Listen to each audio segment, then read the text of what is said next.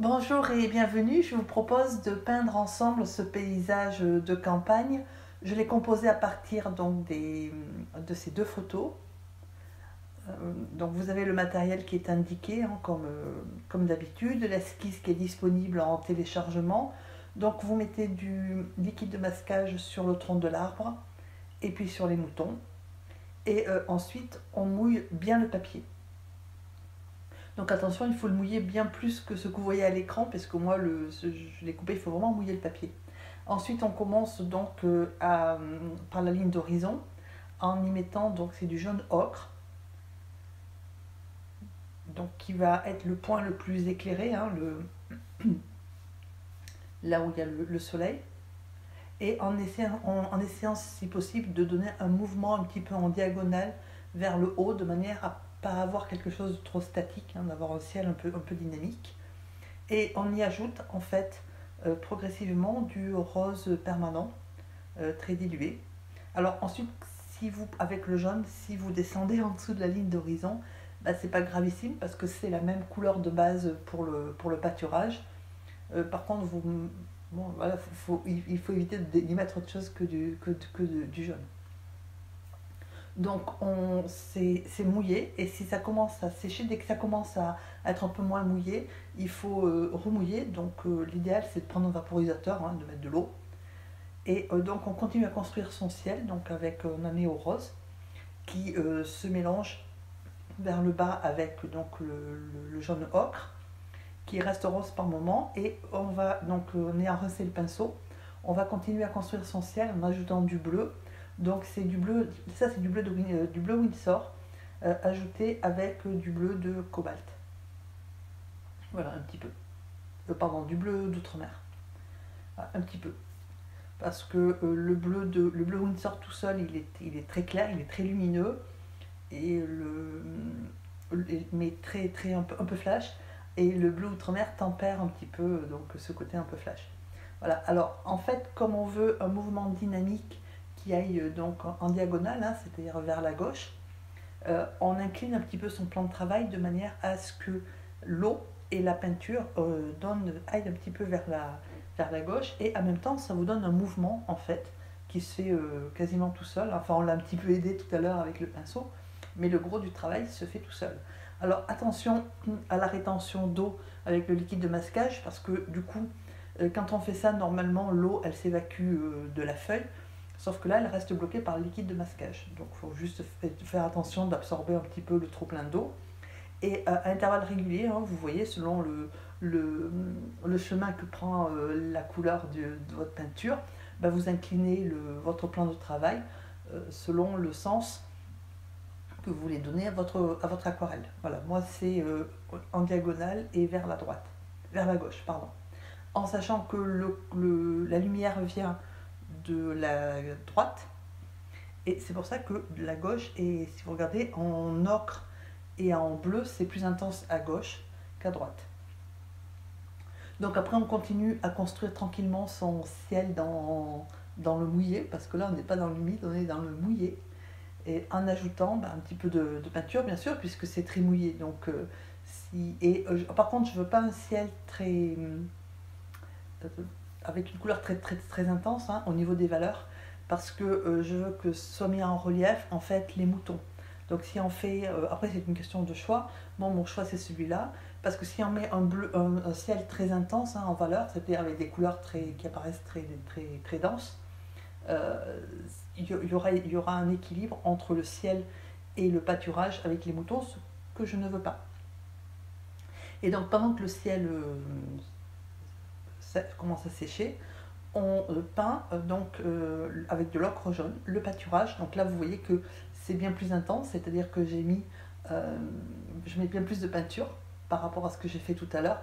C'est l'avantage de peindre avec des tubes et non pas avec des godets, parce que le godet, le problème c'est que pour récupérer la peinture vous êtes obligé de mouiller, donc il y a forcément plus d'eau en peignant avec le godet qu'en peignant avec le tube, alors qu'avec le tube vous choisissez votre consistance de peinture, c'est-à-dire l'apport d'eau que vous amenez en fonction de ce que vous voulez faire. Et là, si vous regardez, le papier est mouillé, donc j'ai très peu apporté d'eau par rapport à ma peinture, c'est pour ça qu'elle est extrêmement dense. Alors ensuite, il y a un effet de perspective hein, qui va donc en diagonale hein, sur le champ qui va vers le soleil. Et ça, on le suggère avec un petit, si vous avez vu, avec donc quelques coups de pinceau discrets en rose permanent dans le jaune. Voilà. Alors entre-temps, le ciel commence à passer du mouillé vers l'humide. Et donc on va continuer à le construire parce que là il est vraiment un peu palo. Et on va y ajouter, mais ça sera une couleur, donc un peu de jaune, un petit peu de bleu et avec un petit peu de rose. Voilà. Et toujours pareil, au niveau de du mouvement, quand j'apporte ma peinture, j'essaie donc, avec le pinceau, je donne le premier mouvement, et ensuite avec l'inclinaison, le mouvement en fait se finit avec une peinture en fait qui voyage sur le papier. Alors j'allais dire à son gré, oui, mais dans le sens que moi je veux. Voilà, de manière à donner quelque chose d'un peu dynamique, parce que ben, j'ai pas fait beaucoup de nuages parce que je voulais pas de nuages. Enfin, voilà. Les moutons, ben, on peut pas dire que ça bouge beaucoup. Et ensuite, il y a un arbre. Donc le tout est quand même relativement statique. Le mouvement, si vous voulez, le dynamisme vient, enfin, est suggéré un peu par le ciel. Voilà. Donc là, on construit son ciel dans l'humide. Voilà, donc en inclinant selon le sens où on a besoin d'incliner. Donc là, vous remarquez qu'il y a beaucoup moins d'apport d'eau.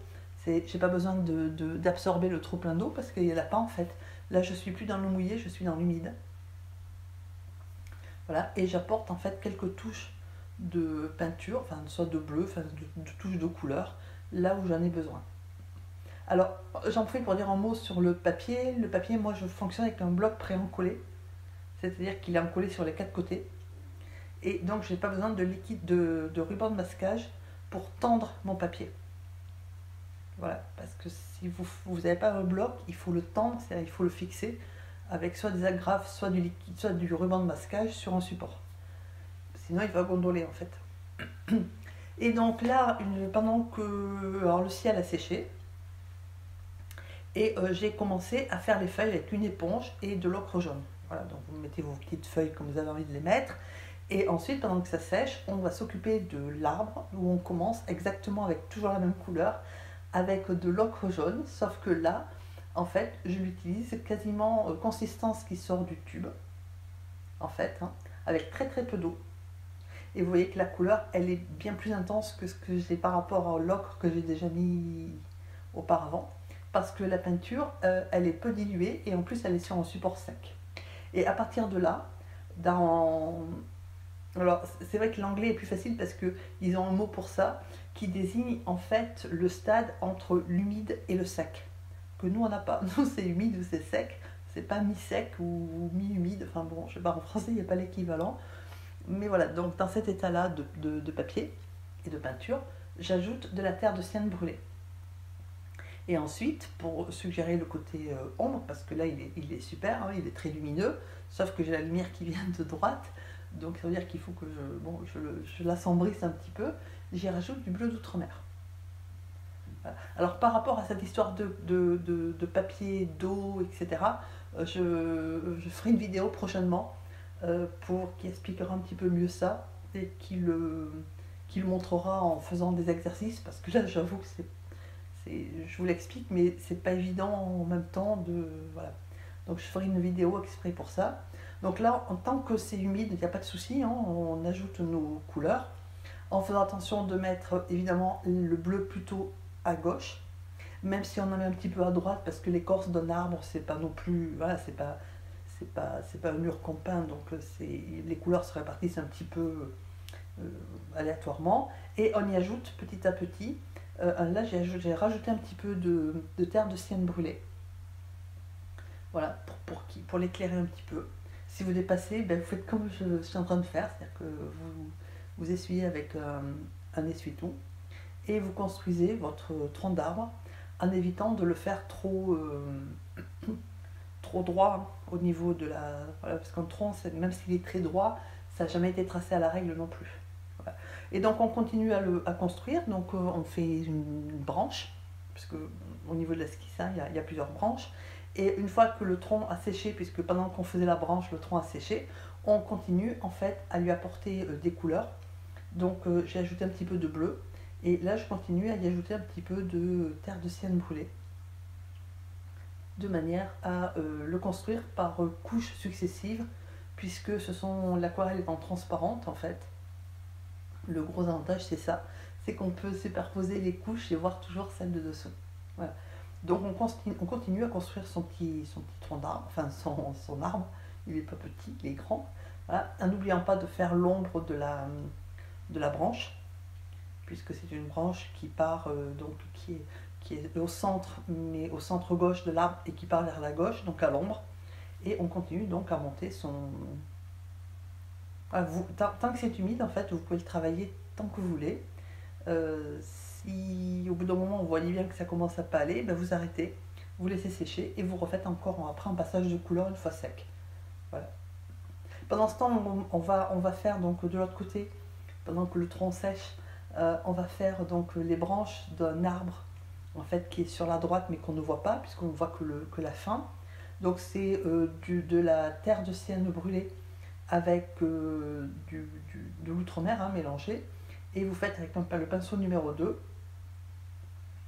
En fait, vous suggérez vos branches en faisant attention que par moment les branches s'entrecoupent, ou bien il y a des branches qui passent derrière les feuilles, donc il faut éviter de faire des traits continus tout le temps.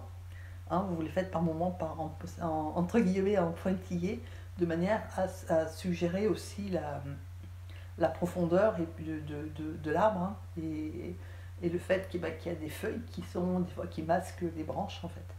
Voilà, donc là ça ne présente pas de difficulté majeure, c'est une question de goût, faites vos petites branches comme vous voulez.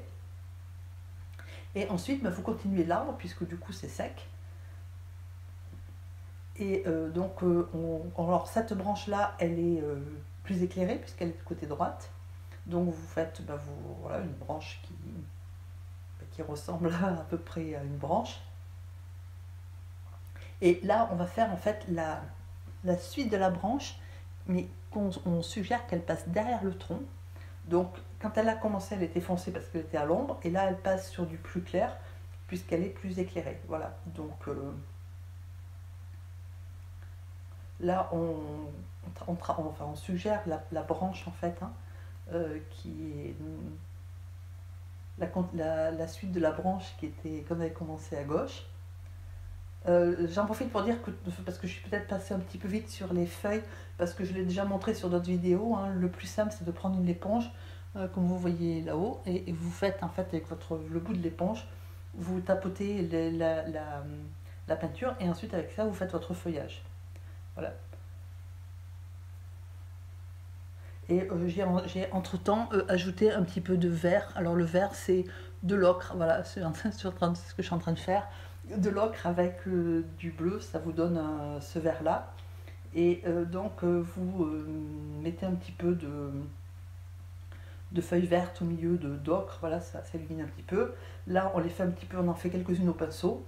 Et puis les plus grosses en fait, on les fait à l'éponge. Voilà, déjà c'est plus vite fait, puis généralement c'est relativement inratable de faire les feuilles à l'éponge, donc voilà, c'est... Et puis surtout, en fait, quand vous tenez l'éponge, comme on bouge de le sens, on n'a pas toujours non plus les mêmes formes, donc voilà, alors qu'au pinceau, des fois on a tendance à reproduire plus ou moins consciemment les mêmes formes. Voilà, l'éponge permet aussi un côté un peu plus aléatoire. Ensuite, vous finissez un petit peu les détails au pinceau, en suggérant quelques petites feuilles. Voilà, tranquille.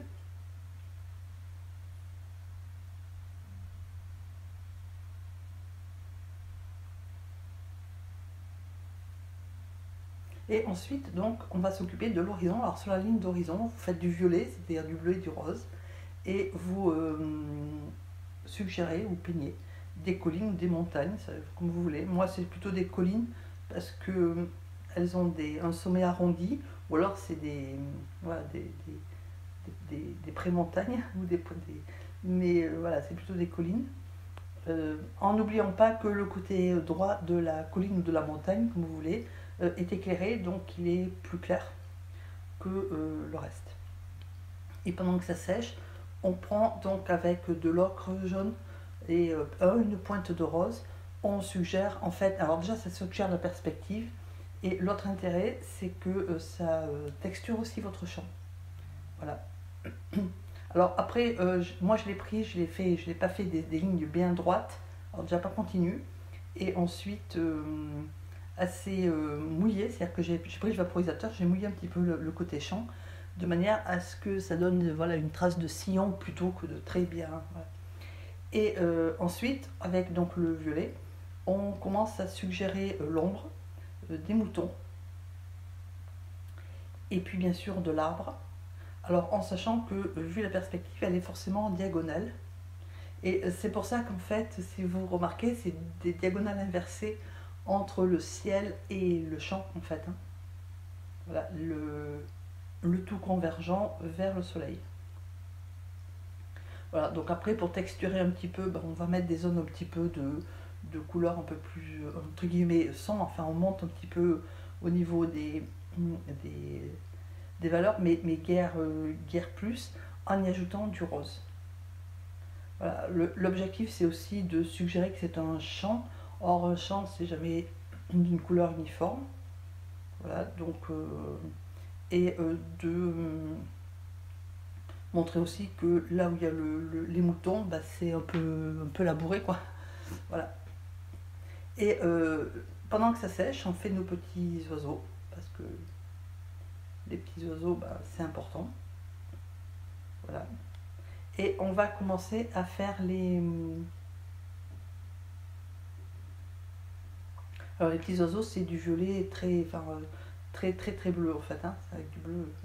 Et donc là, je prends un pinceau, je mouille, enfin délicatement, en essayant de donner la forme d'arbre sur la ligne d'horizon, et j'y ajoute en fait de l'orange qui est donc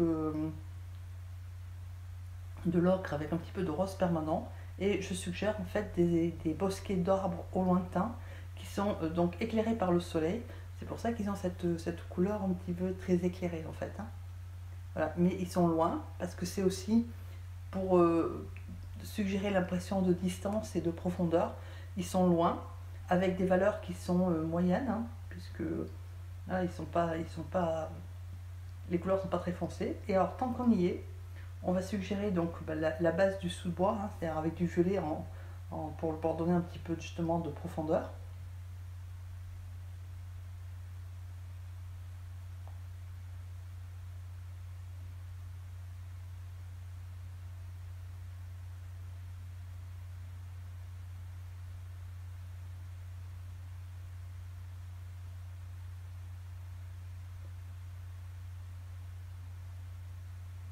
Donc là c'est pareil, vous pouvez modeler votre bosquet comme vous le souhaitez, en y ajoutant une petite pointe d'ocre, une petite pointe de rose, voilà.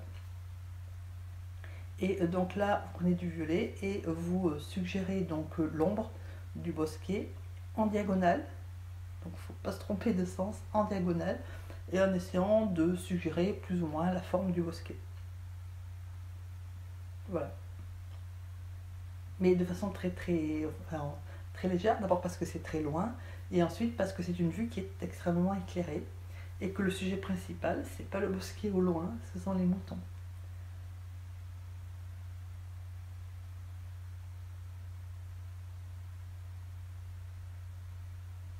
Voilà, et tant qu'on y est, avec la même couleur dont on a fait le bosquet, on va faire un petit arbre tout seul.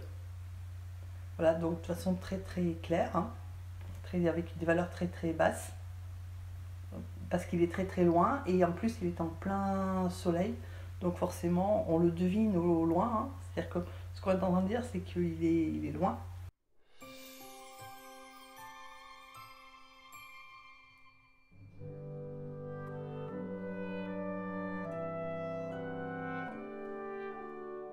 Voilà, alors après on attaque les moutons.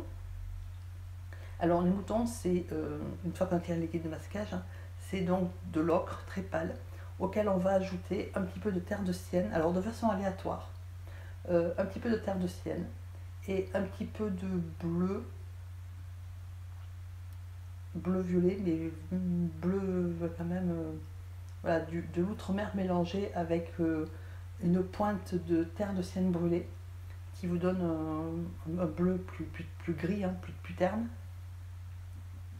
Et de façon aléatoire. Alors en sachant qu'un mouton, enfin un vrai mouton, contrairement à ce qu'on pense, c'est pas blanc. Voilà, déjà parce qu'il y en a des marrons et des noirs, mais même quand ils sont plutôt entre guillemets blancs, le mouton c'est jamais un blanc un blanc pur en fait, hein, c'est un blanc des fois un peu sale. Donc voilà, il faut donner des nuances, c'est le côté difficile. Après vous pouvez le faire plus simple, mais si vous voulez le faire, c'est un peu difficile parce qu'il faut arriver à donner donc une structure au mouton, à suggérer ses volumes principaux, hein, comme au moins la forme des pattes ou voilà, de la tête, etc. C'est petit, et plus c'est petit, plus c'est quand même généralement compliqué. Et en faisant bien attention de laisser autant que faire se peut une petite bande blanche, hein, un contour blanc entre guillemets, du mouton. Alors pourquoi parce que en fait, comme ils sont éclairés par le soleil, en fait, et que c'est quand même des moutons blancs, ils ont donc avec la lumière du soleil, on voit en fait une espèce de halo blanc autour du mouton. Voilà. Alors après, si c'est pas, moi j'essaie de le faire, hein, au fur et à mesure. Sauf que de toute façon, c'est pas assez prononcé. Il faudra y ajouter après un petit peu de blanc titane ou de gouache, de manière à rehausser un peu ces petits moutons. Voilà. Alors en fait, moi j'ai choisi de faire le corps en ocre, mélangé à un petit peu de bleu, très léger, hein, parce que sinon ça fait du vert, avec donc et un peu d'outre-mer mélangé avec de la terre de sienne brûlée et une pointe d'ocre de façon très très très diluée, de manière à donner cette espèce de gris. Voilà. Et il y a certaines parties du mouton, comme les pattes quand ils sont au loin, le museau, les yeux, et puis bon, certains contours que j'ai fait aussi avec cette couleur un peu plus foncée que les autres. Voilà, donc c'est le côté un peu casse-pied. Donc je vous en ai mis 3 parce que c'est relativement long à faire, hein, l'air de rien. Donc je vous en ai mis 3 pour vous faire comprendre le principe de détailler. Une fois que vous avez compris le principe, en fait, vous faites les autres sans souci. Vous avez la photo de référence, donc voilà, c'est pas... Après, au niveau des détails, franchement, j'ai suggéré les oreilles quand c'est possible, quand on les voit un œil ou deux, ça dépend si le mouton est de face ou pas, le museau et vaguement la tête en fait, hein, c'est pas... parce que c'est quand même petit.